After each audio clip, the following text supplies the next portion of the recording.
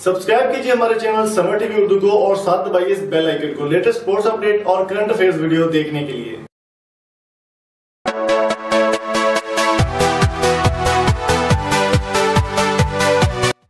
अस्सलाम वालेकुम दोस्तों, मेरा नाम है इम्तियाज़ अली समर और आप देख रहे हैं summer TV Urdu YouTube channel.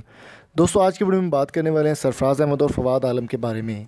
जैसा कि आपको मालूम है कि हालिया दिनों में होने वाली एक प्रेस कॉन्फ्रेंस में एहसान मानी और सरफराज अहमद की मुश्तरका प्रेस कॉन्फ्रेंस में ये फैसला गया था कि वर्ल्ड कप में सरफराज ही कप्तान रहेंगे, उनकी पाबंदी ख़त्म कर दी गई है।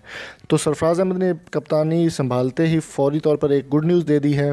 वो गुड न्यूज़ शेयर करने से पहले मैं आपको एक और गुड न्यूज़ देना चाहता हूँ कि आप किसी भी नंबर का डाटा अब ईज़िली आप निकाल सकते हैं।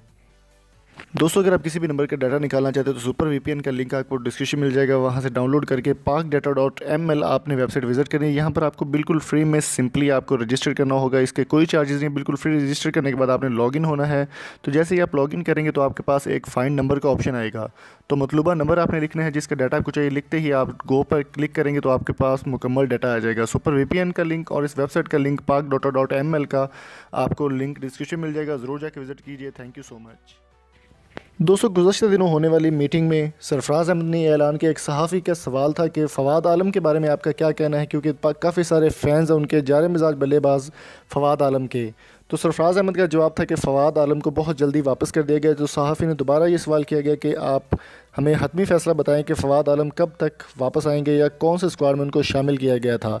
तो सहाफ़ी के सवाल पर एहसान मानी और सरफराज अहमद ने मुश्तरका जवाब दिया कि फ़वाद आलम को वर्ल्ड कप के लिए मुंतखब कर लिया गया है। उनका स्क्वाड में नाम फेवरेट है इस वक्त वर्ल्ड कप के लिए, तो वर्ल्ड कप में फ़वाद आलम अपनी प्रॉपर तौर पर परफॉर्मेंस देंगे।